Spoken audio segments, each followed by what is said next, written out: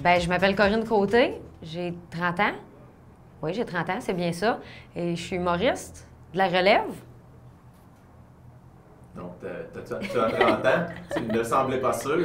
Oui, je suis sûre de mon 30 ans, c'est que je n'étais pas sûre s'il fallait que je dise tout mon pedigree entier. Donc, d'où viens-tu, Corinne? Je suis née à Laval, mais depuis 4 générations, on habite à Montréal. Fait que je suis montréalaise.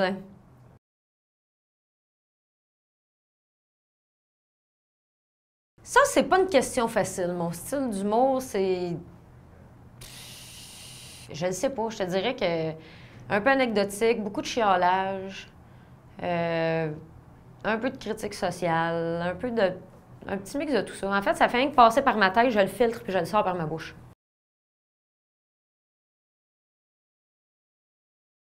Hey, c'est niaiseux ce qui me fait rire, moi. Vraiment, quelqu'un qui tombe dans les escaliers, ça reste un bon grand classique. Des bruits, je sais pas pourquoi, des jokes de bruit, ça me fait rire. Puis quelqu'un qui imite des déficients. Ça me fait toujours rire, je sais pas pourquoi.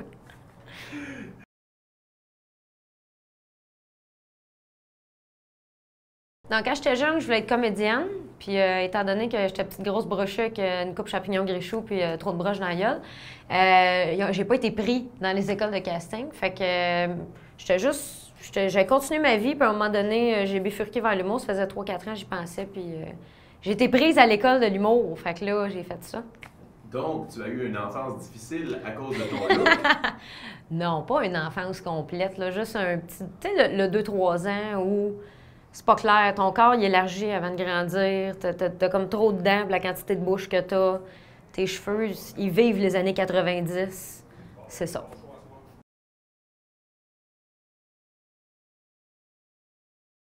La première fois que je l'ai su, je ne sais pas exactement c'est quand, mais je te dirais que c'est la première fois que j'ai voulu faire les auditions de l'École nationale de l'humour.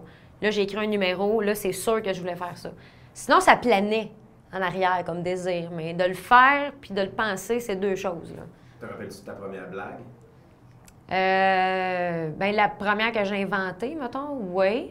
Ben, c'est plus un numéro, tu sais. Je suis pas une fille de gag au liner. J'écris pas de liner.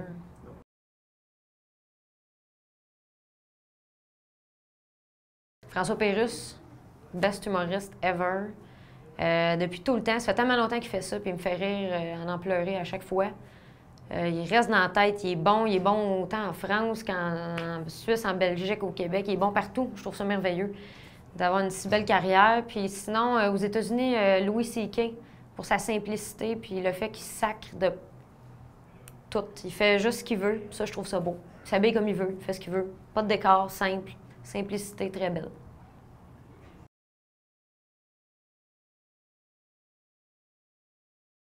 Non, je trouve pas ça difficile du tout. Je pense que c'est plus difficile pour les gens autour que pour moi, parce que les gens ont un préjugé de base. À un moment donné, il va finir par s'en aller, je pense.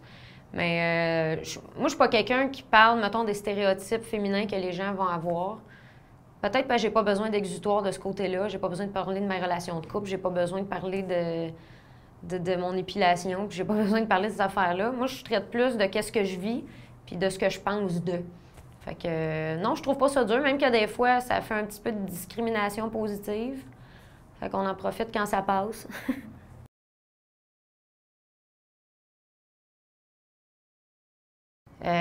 Tout, je pense. J'aime tout dans le job. J'aime l'horaire parce que c'est pas mal toi qui le fais, même si des fois on travaille comme des fous, ça n'a même pas de bon sens.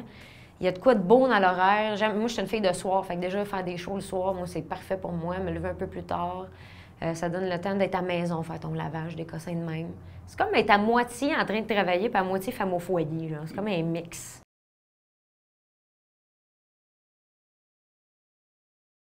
J'écris quand j'ai des idées, à moins que j'aie un show, mettons, de rodage, là. Je vais écrire genre la veille ou le jour même. Ou la semaine d'avant. Ouais, non, ça, c'est rare, je fais ça, mais... Est-ce qu'il y a un lieu que tu aimes plus écrire? Est-ce que tu vas dans un café? Est-ce que tu écris sur un calepin? Ouais.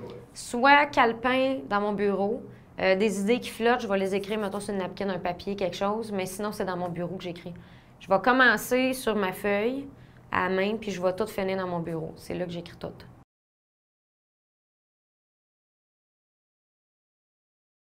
Ben, en fait, une fois c'est arrivé, j'ai failli faire une crise avant de monter sur le stage. Là, j'ai appris qu'il faut que je dorme. Fait que pendant le festival, juste pour rire, si je me mets à trop travailler, il faut que j'aille me coucher. Il faut vraiment que je fasse des siestes. Mais une fois, avant une scène extérieure, les yeux ont commencé à me virer de bord. Là, j'ai fait « Oh non, non, non, non, non! » Là, je me suis assise, Corinne Côté! Là, je suis montée sur le stage, ça a super mal été. Mais j'ai jamais fait de crise sur le stage, j'ai sans venir de toute façon. Fait que je fais attention, mais ça arrive pas. C'est pas arrivé encore.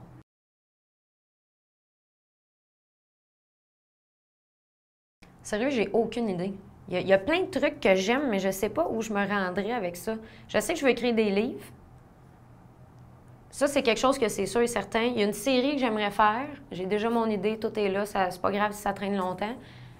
C'est sûr que j'aimerais savoir un one-woman show. Je sais pas quand. J'ai pas de plan fixe. Parce qu'à nous, on suit jamais le plan vraiment qu'on s'est élaboré. T'sais. Fait que j'aime mieux prendre mes nouvelles lignes puis faire un nouveau plan avec, même si ça ressemble pas exactement à ce que j'ai pensé. J'aime mieux suivre le courant. T'sais.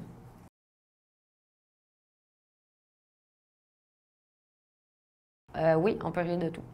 Ça dépend t'es qui, ça dépend comment tu le fais, ça dépend de ton ton, ton personnage de scène, ta face, ton tout. Mais oui, on peut rire de tout.